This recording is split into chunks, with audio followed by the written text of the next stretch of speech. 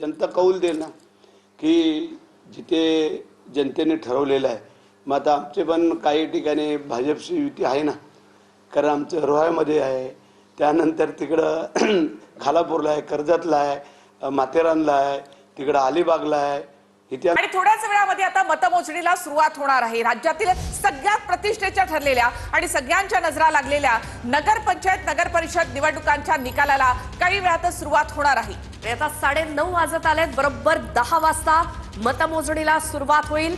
ज्या ज्या ठिकाणी ही मतमोजणी पार पडणार आहे तिकडची आपण दृश्य बघतोय। सध्या स्ट्रॉंग रूम ज्या आहेत तिथे ईव्हीएम ठेवण्यात आलेली होती, ती आता स्ट्रॉंग रूम मधनं बाहेर काढून त्यांची मोजणी केली जाणार आहे। आणि थोड्याच वेळात म्हणजेच बरोबर 10 वाजता मतमोजणीला सुरुवात झाल्यानंतर साधारण तासात 2 तासात आपल्याला कल आणि अंदाज यायला सुरुवात होईल। आणि हा संपूर्णपणे निकाल अचूक आणि सर्वात आधी TV9 मराठीवरती तुम्हाला बघायला मिळेल। राज्यातल्या जनतेचा कौल नेमका कोणाच्या बाजूने जाणार याचं चित्र काही वेळातच स्पष्ट होणार आहे। या ठिकाणी सगळ्याच पक्षांची प्रतिष्ठा पडायला लागली आहे, मात्र महायुतीमधल्या 3 पक्षांमध्ये सगळ्यात जास्त चुरस पाहायला मिळाली आहे। तर नेत्यांच्या प्रतिक्रिया पाहता विरोधी पक्षाने यापूर्वीच माघार घेतलेली देखील पाहायला मिळते। या सगळ्या निवडणुकांमध्ये आमदार खासदार सगळे पक्ष यांची प्रतिष्ठा इथे पणाला लागली आहे। मुख्यमंत्री उपमुख्यमंत्र्यांपासून रोजच्या रोज 8 ते 10 सभा सगळ्या ठिकाणी घेतल्या जात होत्या, त्यावरून ही निवडणूक किती प्रतिष्ठेची आहे हे लक्षात येतं। एकूणच या सगळ्यामध्ये निवडणुकीचा निकाल हा 20 दिवस उशिरा लागतोय आणि त्यामुळे ईव्हीएम वर ठेवण्यात आलेला पहारा, मतदानाच्या दिवशी झालेला राडा आणि आरोप प्रत्यारोपांच्या फैरी, अगदी महायुती तुटते की काय इथपर्यंत आलेली परिस्थिती, हे सगळं पाहता नगर परिषद आणि नगर पंचायतीच्या या निवडणुकांकडे संपूर्ण महाराष्ट्राचं लक्ष लागलंय।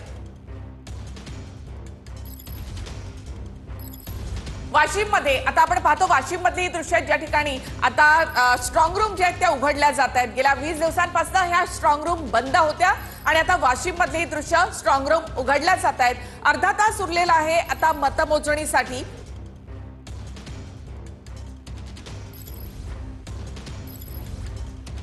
आणि तो राखण्यासाठी आम्ही तो प्रयत्न केलेला आहे। त्यावेळी दुमत असण्याचं कारण नाही, प्रत्येक आमदार आपापला मतदारसंघ जो आहे तो राखण्याचा प्रयत्न करत असतो।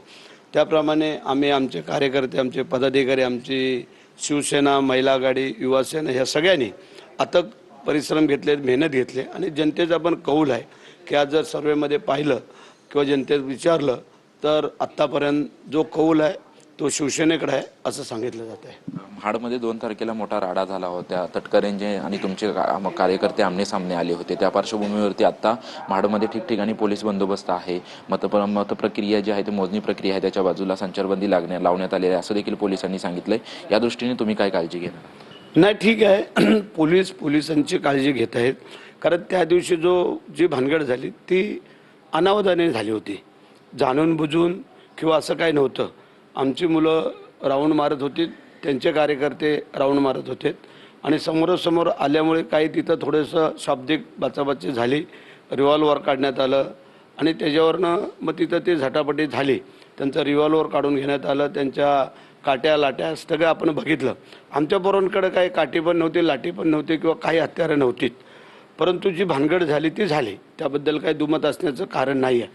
आणि म्हणून की आता काय रिझल्ट लागल्यानंतर असं काय परत भानगड होऊ नये त्याकरता त्यांनी तो चोख बंदोबस्त ठेवला असावा असं मला वाटतं। याच्या अगोदर तुमची लढत जी असायची ती काँग्रेससोबत लढत असलेली पाहायला मिळायची, विशेषतः महाडमध्ये। त्या स्नेहल जगताप ज्या आहेत त्या आता राष्ट्रवादीमध्ये म्हणजे अजित पवारांच्या पक्षामध्ये गेलेले आहेत। त्या विधानसभेला तुमच्या विरोधात लढल्या आणि आता नगर परिषदेत देखील तुमच्या कार्यकर्त्यांच्या विरोधात लढतायत, याकडे कशा पद्धतीने?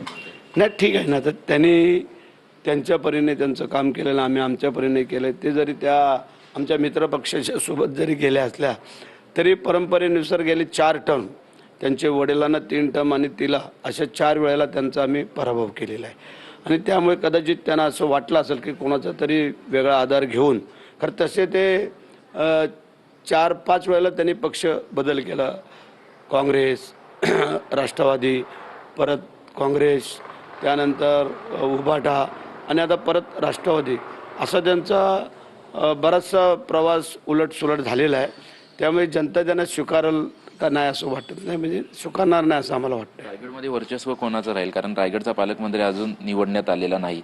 नगर परिषदा आहेत, 8-9 नगर परिषदा आहेत, त्याच्यामध्ये विशेष करून 3-4 नगर परिषदांमध्ये महायुती विरुद्धच महायुती लढत आहे. वर्चस्व कोणाचं राहील? आम्हाला असं वाटतंय की शिवसेना आणि भारतीय जनता पार्टी हे कदाचित समसमान राहतील असं वाटतंय आणि एखादी नगरपंचायत NCPकडे जाईल असं वाटतंय. परंतु आम्ही शिवसेना आणि भारतीय जनता पार्टी समसमान राहू.